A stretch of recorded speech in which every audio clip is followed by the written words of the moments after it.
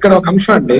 ఈ రాష్ట్రంలో చంద్రబాబు నాయుడు గారు ఒక మైండ్ గేమ్ కు శ్రీకారం చుట్టారని అర్థమవుతుంది. ఎందుకంటే మా నాయకుడు జగన్మోహన్ రెడ్డి గారి హయాంలో వచ్చినటువంటి ప్రాజెక్టులు కానీ, చేసినటువంటి శంకుస్థాపనలు కానీ, ప్రారంభించినటువంటి పరిశ్రమలన్నింటినీ కూడా వాళ్ళు తాము చేశామని చెప్పి క్లెయిమ్ చేసుకుంటున్నటువంటి అంశం చూస్తాం. అలాగే అమరావతి అనేటువంటి అంశం తీసుకుంటే ఇప్పటికే 2 సార్లు ప్రధానమంత్రి గారి చేత శంకుస్థాపన చేయించినటువంటి పరిస్థితి.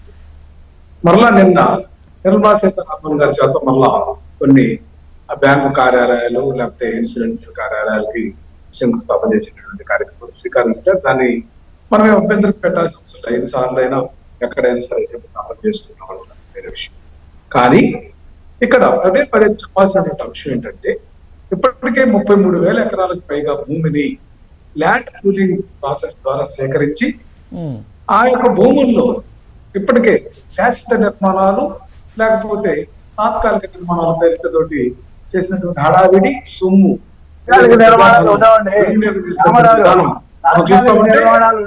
మరలా ఈ ప్రభుత్వం వచ్చిన తర్వాత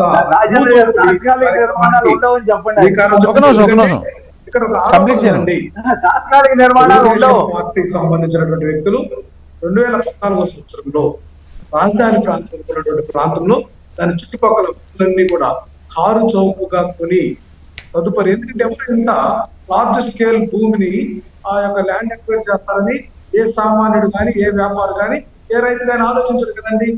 అట్లాగే మరలా కూడా ఇప్పుడు మరలా భూమి మాయ చేస్తా ఉన్నారు. ఇల్లు ఇన్సైడ్ ట్రేడింగ్ ఉంది, ఇటు ప్రోకో ఉంది. రైతుల దగ్గర నుంచి వ్యతిరేకత వస్తే దాన్ని మానుకున్నామని చెప్పినటువంటి పరిస్థితి.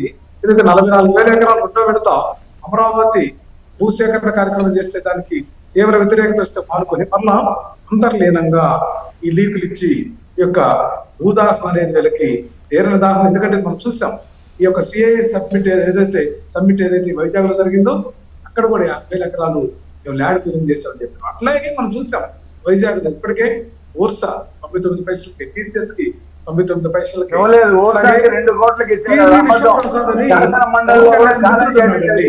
పీపుల్స్ మీడియా ఫ్యాక్టరీ అనేటువంటి ఆ యొక్క దాంతో వాళ్ళిద్దరు కలిసి సినిమాలు తీసుకుంటారు. ఆయన ఎలక్ట్రికల్ స్కూటర్లు తయారు చేస్తారంటే 12,000 ఎకరాల భూమిని దోచిపెట్టినటువంటి సంస్కృతి ఇక్కడ ఈ రాష్ట్రంలో ఉంది. వీళ్ళకి తీరని భూదాహం అయితే ఉందనేది వాస్తవం, యథార్థం. వీళ్ళు సంక్షేమం అభివృద్ధి పట్ల ఏమాత్రం చిత్తశుద్ధి లేదు. సూపర్ 6 లో ఏం అమలు చేశారని మనం చూస్తున్నామండి. ఈరోజు చూసాం అరకొర అమలు తప్పితే పెన్షన్లు కూడా లక్షలాది పెన్షన్లు వికలాంగులతో సహా తొలగించి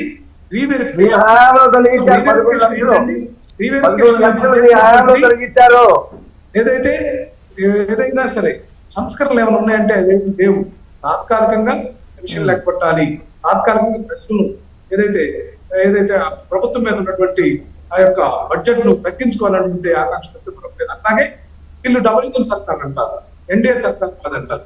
ఈ బడ్జెట్ అప్పుడు మన రాష్ట్రానికి పన్నుల రూపంలో ఇచ్చినటువంటి వాటా తప్పితే ఏ ఒక్క ప్రాజెక్ట్ అయినా సాధించారండి?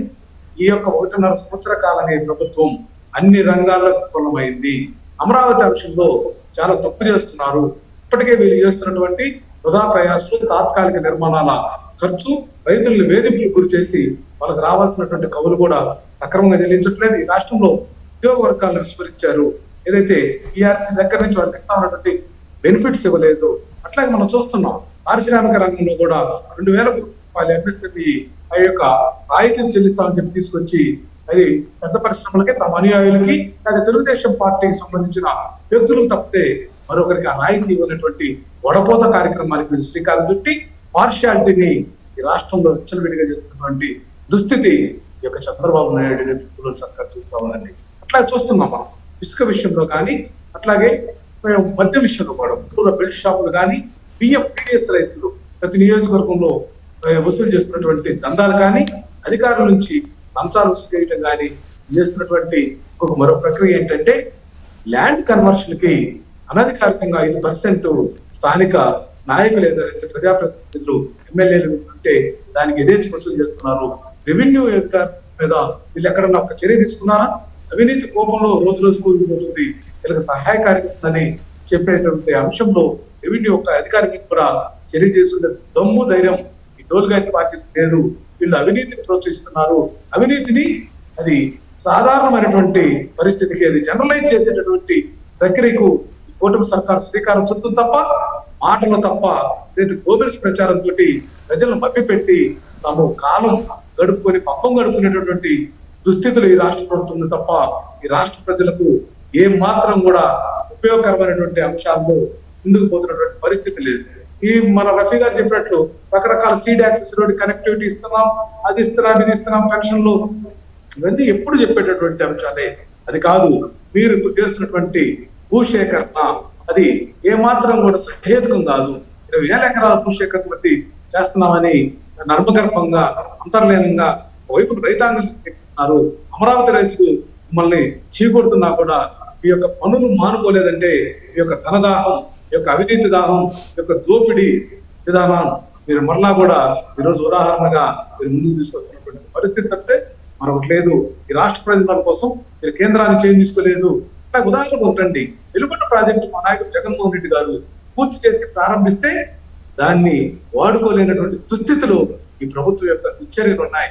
ఎందుకంటే మా నాయకుడు జగన్మోహన్ రెడ్డి గారు జరిగినటువంటి పనులు ఏవి కూడా ప్రజలకు అందకూడదు, ప్రజలను మంచి పేరు రాకూడదు అనేటువంటి ఒక విధానంతో వ్యవహరిస్తున్నటువంటి దుర్మార్గ చర్యలను మేమైతే తీవ్రంగా ఖండిస్తున్నాం. ఇప్పటికి కూడా మా పార్టీ నాయకుల మీద ఇప్పటికి కూడా వేధింపు కేసులో భాగంగానే ఒక రకమైన కేసు విషయంలో కానీ తప్పులో పట్టిస్తున్నారు.